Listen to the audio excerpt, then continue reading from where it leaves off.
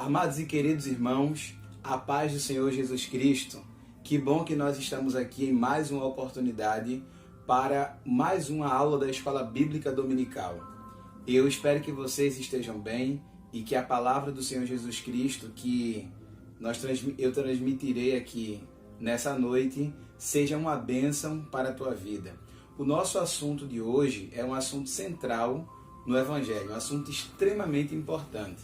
Hoje eu falarei sobre quem é Deus. É óbvio que você sabe quem é Deus, até porque muito provavelmente você serve a Ele. Mas hoje nós vamos considerar algumas questões a respeito de Deus que certamente fortalecerão a minha fé e a sua fé. Por favor, pegue a sua Bíblia e abra a palavra de Deus no livro do começo, o livro do Gênesis. Nós vamos ler apenas 2 versículos aqui, que serão a nossa leitura nesta noite. Gênesis capítulo 1 e o versículo de número 1 diz assim: No princípio criou Deus o céu e a terra. Palavra do Senhor ainda, Gênesis capítulo 1 e o versículo de número 31. E viu Deus tudo quanto tinha feito, e eis que era muito bom. Pai, fala conosco através da tua palavra. Nos dê graça nessa aula a fim de que nós possamos aprender de ti. Ajude os teus servos que estão nas suas casas, a fim de que eles possam, Senhor amado, internalizar a tua palavra e que possam ser uma bênção para os que os cercam. Amém. Meus irmãos, falar sobre Deus é algo necessário para nós. É um assunto que, obviamente, nós poderíamos usar a Bíblia inteira para falar sobre Deus, porque ela nos revela Deus, ela nos revela Jesus, ela nos revela o Espírito Santo. A Bíblia, aqui no livro do Gênesis, trata sobre a criação, logo no começo aqui. E a gente percebe claramente que quem fez todas as coisas foi o nosso Deus. É interessante nós considerarmos o que disse Kant, o que afirmou Kant a respeito de Deus. Kant disse que pela ciência seria impossível provar Deus, ou seja, pela ciência Deus é improvável, tendo em vista que para o Kant, um elemento metafísico e que, portanto, ultrapassa os limites da esfera material. Para Charles Darwin, o conceito de Deus é simplesmente uma criação produzido pela evolução da mente humana. Ou seja, basicamente para Darwin, quem criou Deus foi o homem, pelo processo de evolução da sua própria mente. Nesse sentido, o ser criado seria menor, obviamente, do que a criatura, porque é exatamente esse o pressuposto indispensável a tudo aquilo que é criado. A coisa criada é sempre menor do que aquele que o criou. Se é a mente humana que cria Deus, seria impossível que Deus fosse maior do que os seres humanos. E, no entanto, Deus não é uma criação humana. Deus não é produto da evolução da mentalidade de um determinado indivíduo ou de vários indivíduos. Deus é o Criador de todas as coisas. Foi Ele que criou o homem, foi Ele quem criou a natureza, e depois de ter criado Deus, o homem e a natureza, Deus olhou para tudo quanto tinha feito, e Ele viu que tudo o que tinha feito era muito, muito bom. Esse Deus que criou todas as coisas, no primeiro dia da criação Ele criou a luz, no segundo dia criou o firmamento, no terceiro dia criou a terra seca, no quarto dia criou os luzeiros, no quinto dia criou os peixes e as aves, no sexto dia criou os animais e o homem, e no sétimo dia o nosso Deus descansou, no sentido de que Ele cessou a sua obra, Ele deixou de criar, parou de criar porque já estava tudo estabelecido.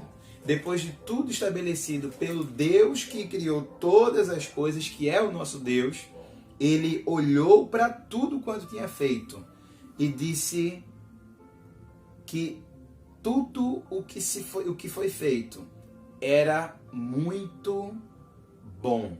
É isso que está escrito em Gênesis capítulo 1 e o versículo de número 31. É sobre esse Criador maravilhoso, infinito, que eu vou falar aqui hoje para vocês, tá? Deus é Criador e Ele ama toda a sua criatura. Tudo que foi criado, não apenas Deus criou e abandonou, não. Deus criou e ama e cuida de tudo aquilo que Ele criou. Deus, portanto, ama a natureza, de maneira que nós devemos extrair dela aquilo que a gente precisa para nossa sobrevivência, mas devemos também preservá-la. Cabe a nós preservar a natureza que Deus nos deu, que Deus deu ao homem. Disse assim: cuide dela, zele dela. Foi isso que Deus disse a Adão e naturalmente é isso que Deus diz para nós. O homem foi criado e o homem também é amado por Deus. A prova disso é que Deus relaciona-se com o homem. É interessante nós pensarmos nisso, porque se nós fôssemos tentar, de maneira racional, tentar compreender o que é que tem um ser tão grande que quer se relacionar com um ser tão pequeno, que somos nós, seres humanos. Mas é exatamente isso. Deus criou o homem e ele sente prazer em se relacionar com a sua criatura. A Bíblia diz no capítulo 12 de Gênesis que Deus chamou Abraão e disse assim: Abraão, sai da tua terra, do meio da tua parentela e vai para uma terra que eu te mostrarei. Deus pretendia, ao comunicar-se com Abraão, ter ele em um determinado local e a partir dele fazer uma nação e a partir dessa nação cumprir a promessa que havia feito no capítulo 3 do livro de Gênesis, de que por meio da semente da mulher nasceria um que esmagaria a cabeça da serpente. Então Deus, com todo carinho, chamou Abraão para que ele fosse para outro lugar, a fim de nele a glória de Deus se manifestar ainda mais e Deus abençoar os seus descendentes. Deus se relaciona com a sua criatura. No capítulo 3 do Êxodo, Deus encontra Moisés no deserto. Moisés estava fugido e Deus o encontra, manifestando-se a ele por meio de uma sarça ardente. E ele escutou a voz que saía da sarça ardente e foi se aproximando. E aí Deus disse lá a Moisés: tira tuas alparcas, porque o lugar onde você está é terra santa. Eu vou te enviar a Faraó, a fim de que você, Moisés, liberte o meu povo. Deus estabeleceu contato com o seu filho. Deus estabeleceu contato com a sua criatura. Deus chamou a sua criatura para cumprir uma obra que ele poderia tranquilamente cumprir. Mas ele resolveu confiar a Moisés a grande missão de retirar o seu povo lá de dentro do Egito. A nação eleita, o povo que ele escolheu para, por meio dele, ele mesmo se encarnar e estar entre os homens. Por meio de Moisés, Deus foi até a Faraó e Deus falou a Faraó pela boca de Moisés. Só que Moisés estava preocupado, Moisés estava sem mensagem e por isso Moisés chegou para Deus e disse assim: Deus, quando eu for falar com Faraó, Gênesis capítulo 3, Êxodo capítulo 3, versículos 13 e 14. Moisés disse assim: Deus, eu vou falar a Faraó, mas o que é que eu vou dizer a ele? Quando ele me perguntar quem foi que me enviou, o que é que eu vou dizer a ele? Aí Deus disse assim: Moisés, você vai dizer que o eu sou me enviou. É essa a palavra que você vai usar. Eu sou foi o nome com o qual Deus se identificou a Moisés. Quando a gente vai observar a origem dessa expressão, a maneira como Deus quis e falou a Moisés, nós vamos observar que ali Deus está dizendo assim: eu sou aquilo que você precisa, ou aquilo que você precisar. Essa é a expressão. Jesus depois identificou-se também dessa maneira.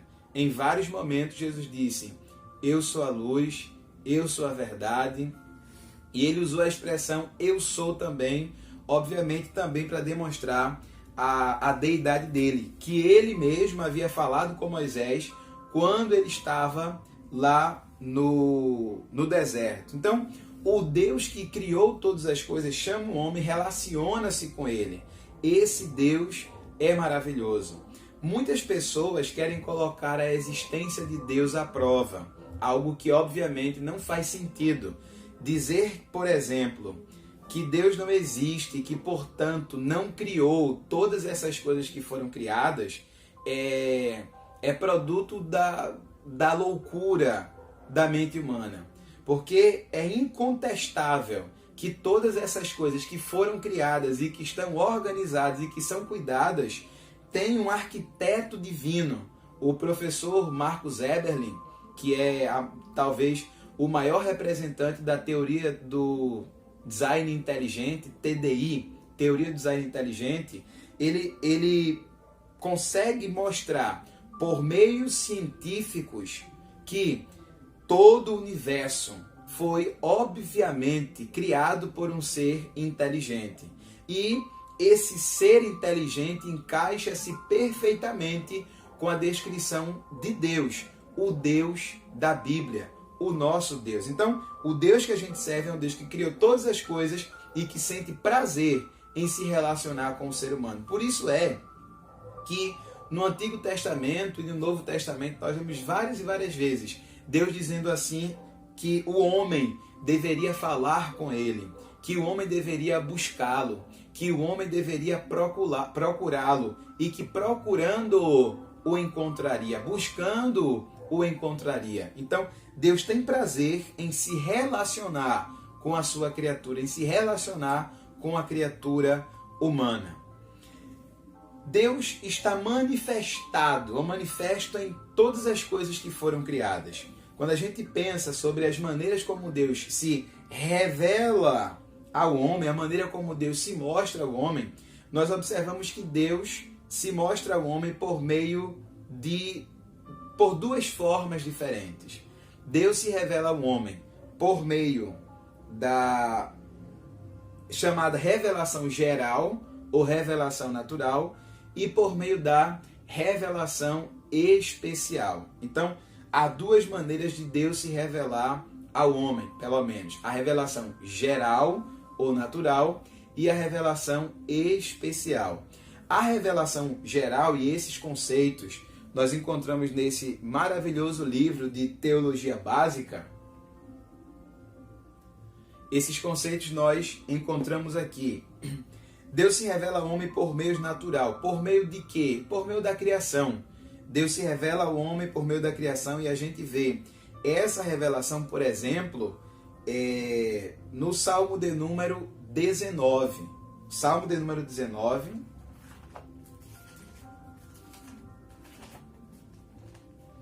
Falando sobre a revelação de Deus por meio da natureza.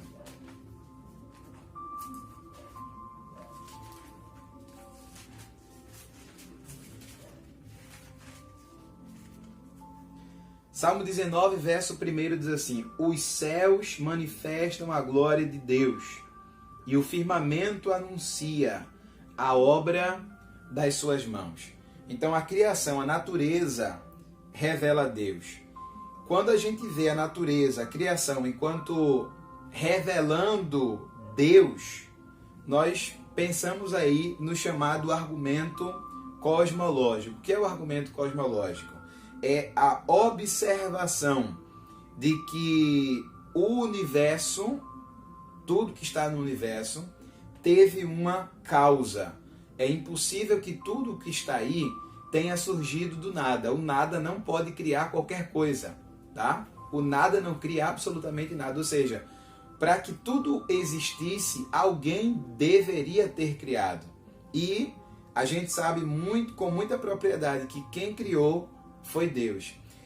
Além de Deus criar as coisas e a natureza revelar Deus, nós observamos que as coisas que foram criadas não estão feitas ou dispostas de maneira irregular, não organizada, não, muito pelo contrário.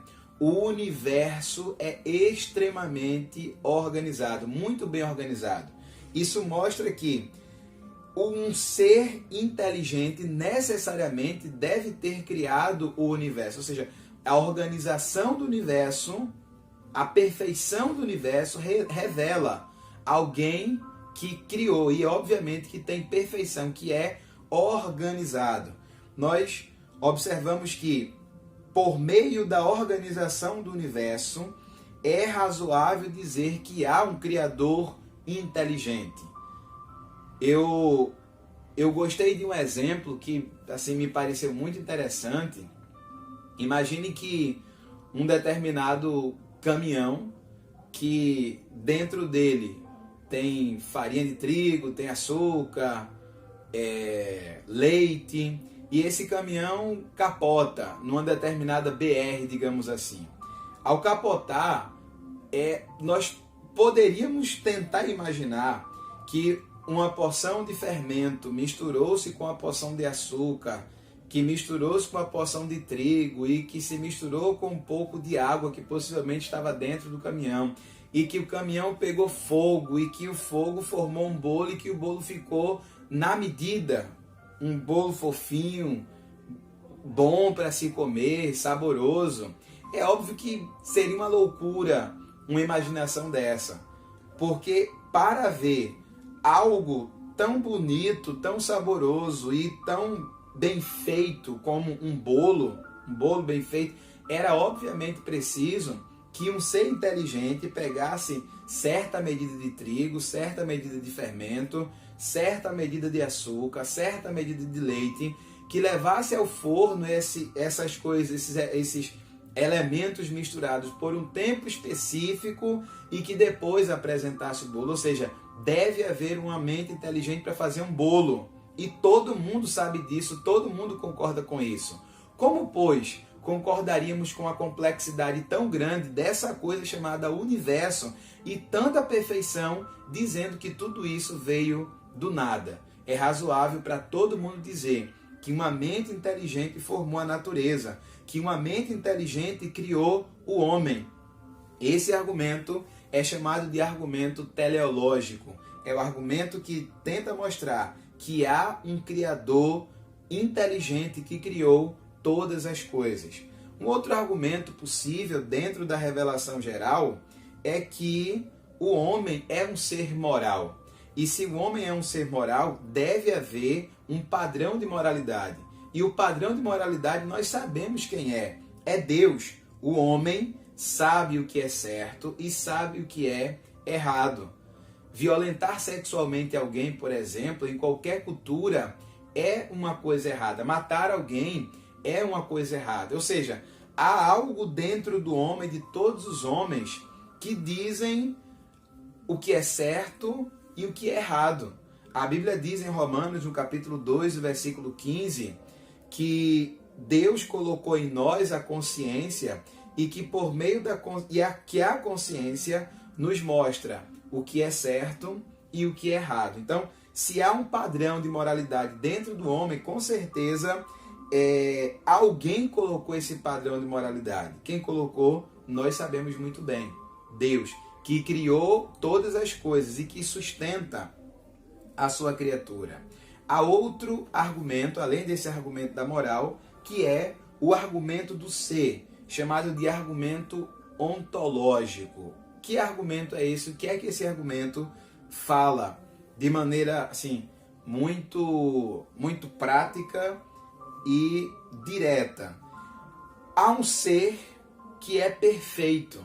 e que, por ser perfeito, serve aos outros seres inteligentes de paradigma. Ou seja, se o homem tem a percepção de que é possível melhorar, é porque há um padrão de melhoramento. Então, esse argumento é o argumento ontológico. Todas essas coisas, todos esses argumentos são argumentos fundamentados na racionalidade, fundamentados na razão, e que nos provam, sim, que há um ser inteligente e que é razoável dizer que este ser inteligente é Deus. Por fé, nós acreditamos na Bíblia, na palavra de Deus, que obviamente parte do princípio de que Deus é e que Ele criou todas as coisas. Imagine, por exemplo, que loucura se o Charles Ryan fosse escrever esse livro para provar que ele existe. Estou escrevendo esse livro para provar que eu existo, eu sou fulano de tal e falei sobre...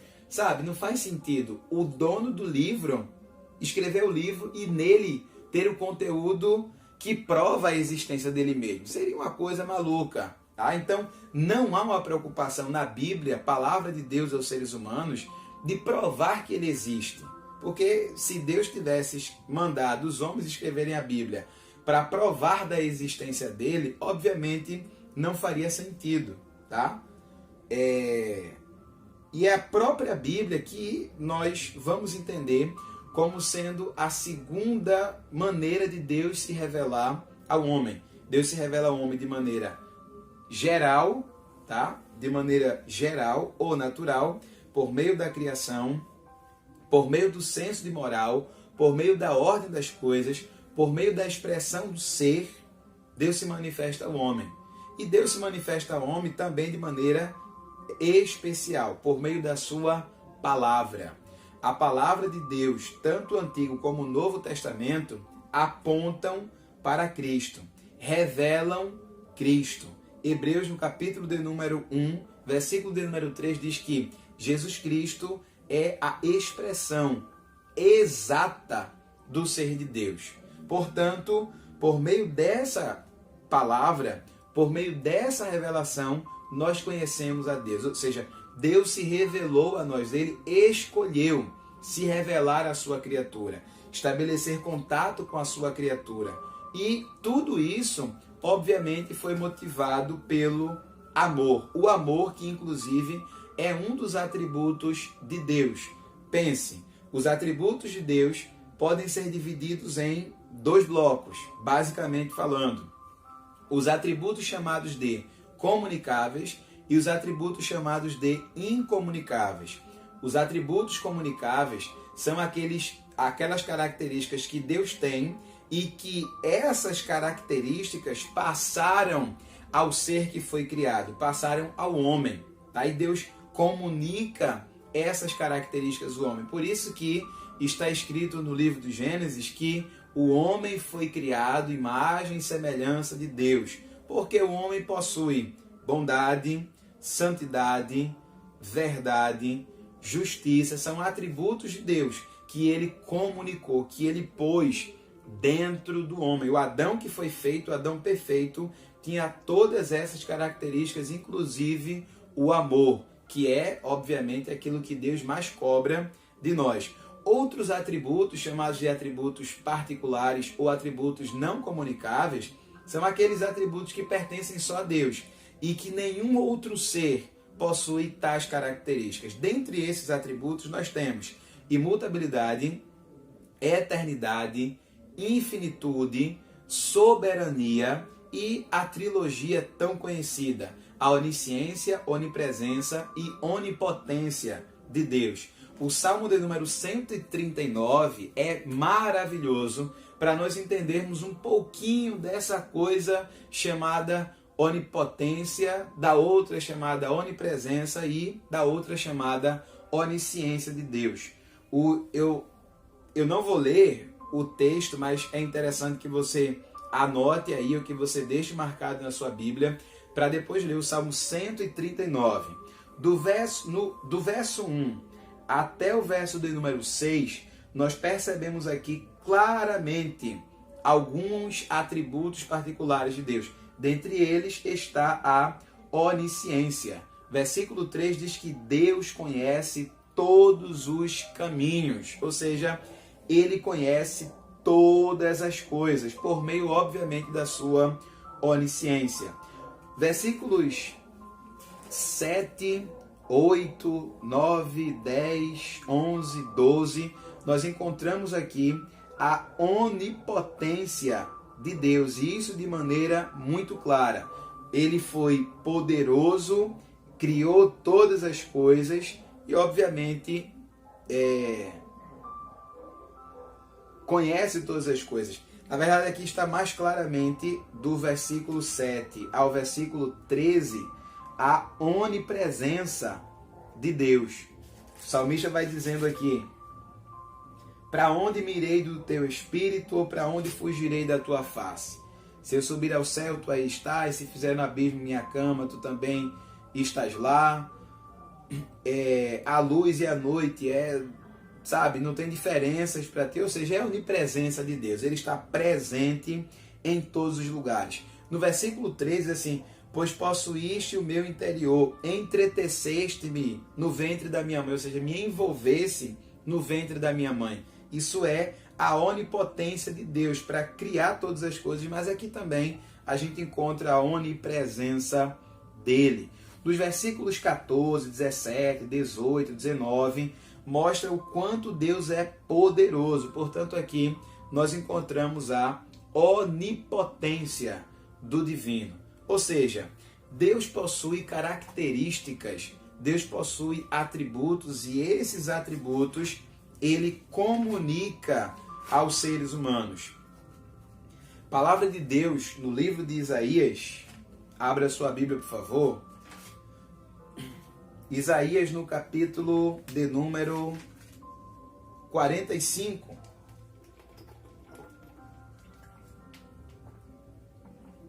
Isaías 45, versículo de número 5, a Bíblia diz assim: eu sou o Senhor e não há outro.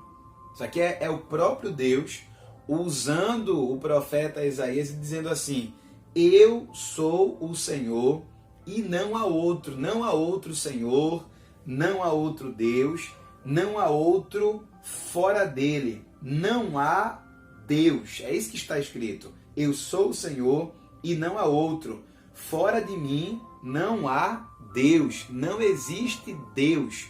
Só há um Deus. Só há um Senhor. E fora dele não existe Deus. Ah, Emerson, e as pessoas que adoram a coisas por aí que não são Deus? Por trás dessas coisas está aquele que se colocou em oposição a Deus, como adversário de Deus, Satanás, adversário. Ele é o inimigo de Deus. E todas as pessoas que adoram a coisas, que obviamente não é a Deus, todas as pessoas que adoram a coisas, adoram, na verdade, ao inimigo das nossas almas. Isaías ainda, capítulo de número 66. Olha o quanto esse Deus que é único é poderoso. 66 primeiro. Assim diz o Senhor: o céu é o meu trono e a terra o escabelo dos meus pés, ou seja, o encosto para os meus pés. O nosso Deus é grande, o nosso Deus é poderoso.